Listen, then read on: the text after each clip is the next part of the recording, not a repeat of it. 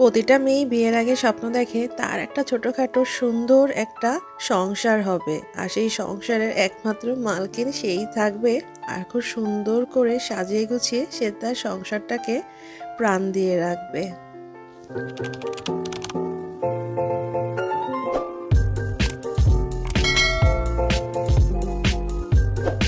আসসালামু আলাইকুম। মমতাজ সংসার থেকে আপনাদের সবাইকে জানাই অনেক অনেক স্বাগতম।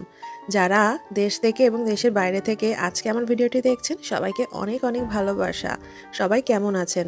আলহামদুলিল্লাহ, আমিও আমার পরিবার পরিজনকে নিয়ে খুব ভালোই আছি। আজকের ভিডিওটা আমি বিকাল থেকেই শুরু করছি। বিকালে একটু চা খেয়ে নিচ্ছি দুইজনে। এরপরে আমি আপনাদের সাথে একটা মজার রান্না শেয়ার করব। কারণ এখন তো শীতকাল, শীতকালে এই জিনিসটা না খেলে মনে হয় শীত ইনকমপ্লিট। মানে শীতের পিঠা। শীতে কিন্তু আমরা অনেক ধরনের পিঠা খেয়ে থাকি, তাই না? ভাপা পিঠা, চিতই পিঠা। আমি আজকে বানাচ্ছি কুলি পিঠা বা পুলি পিঠা, যে যেটাই বলি। অনেকে এই পুলি পিঠাটা খুব পছন্দ করে না, কারণ এর ভিতরে নারকেল দেওয়া থাকে, মানে যারা নারকেল খেতে পছন্দ করে না। আমার কিন্তু নারকেল মানে ভীষণ পছন্দের। নারকেলে যে কোনো আইটেমই আমার খুব পছন্দের। তাই এই কুলি পিঠাটা আমার খুব পছন্দের। আগে ছোটবেলায় মানে মা, আমার তো এখন মা বেঁচে নেই, মা বেঁচে থাকতে আমার জন্য এই কুলি পিঠাগুলো অনেক করে দিত শীতের সময়।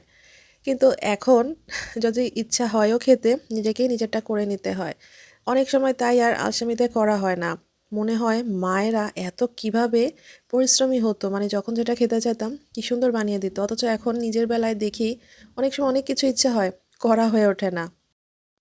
তো এই তো আমি নারকেলগুলো কুড়িয়ে নারকেলটা একটু ভেজে নিচ্ছি গুড় আর চিনি দিয়ে, আর ময়দাটা তো মাখিয়েই নিয়েছি। আসলে আমি আমার সংসারটাকে খুব ভালোবাসি। সংসারটাকে গুছিয়ে সুন্দর করে রান্না করে সবাইকে খাওয়াতে, পরিবেশন করতে, ঘরটাকে সাজিয়ে গুছিয়ে রাখতে আমার খুব ভালো লাগে। একটা মেয়ে বিয়ের আগে স্বপ্ন দেখে তার খুব সুন্দর একটা ছোট্ট সংসার হবে। স্বামী সন্তান নিয়ে সুন্দর করে গুছিয়ে একটা সংসার করবে। আলহামদুলিল্লাহ, সংসার আমি পেয়েছি। আমার স্বামীর সাথে আমি খুব মাশাআল্লাহ ভালো আছি। তো এই তো আপনাদের সাথে আমার ছোট্ট সংসারের আরও অনেক সুন্দর সুন্দর গল্প আছে, যেগুলো আমি প্রতি ভিডিওতে আপনাদের সাথে শেয়ার করতে থাকবো। তো আমারও স্বপ্ন হচ্ছে সুন্দর একটি সংসার গুছিয়ে করার। আর আমার রান্নার শখ কিন্তু ছোটবেলা থেকেই। তখন কিন্তু মা রান্নাঘরে একদম যেতে দিত না। গেলেও এই যে একটু ভাজাভাজি, একটু উল্টে দিতাম, বা একটু খুন্তি নাড়া যেটা বলে না, সেইটুকুই করতাম। ম্যাক্সিমাম চাটা করতাম আর ম্যাগি নুডলস। এর বেশি মা আমার উপরে কখনোই রান্নার দায়িত্ব দেয়নি।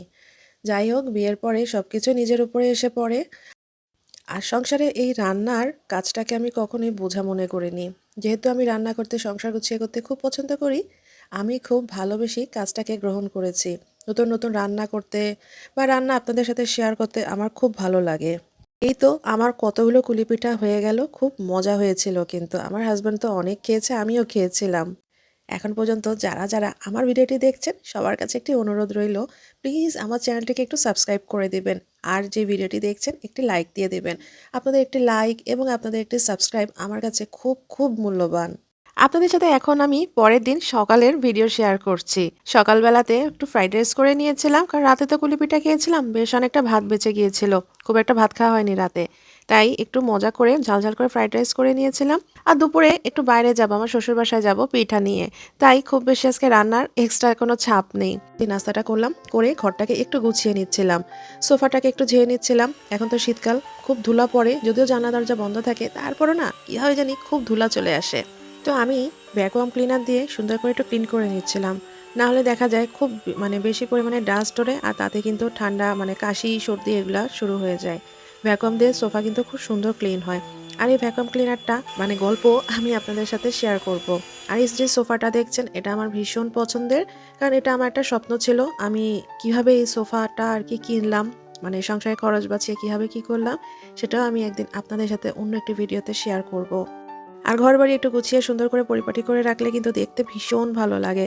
আর ড্রয়িং রুমটা না আমাদের খুব বেশি পরিমাণে ইউজ করা হয়, কারণ এখানে টিভি, যেহেতু টিভি দেখতে দেখতে অনেক সময় এটা সেটা খাওয়া হয়, ময়লা গুঁড়া পড়ে, তো বেশ ময়লা হয়ে যায়।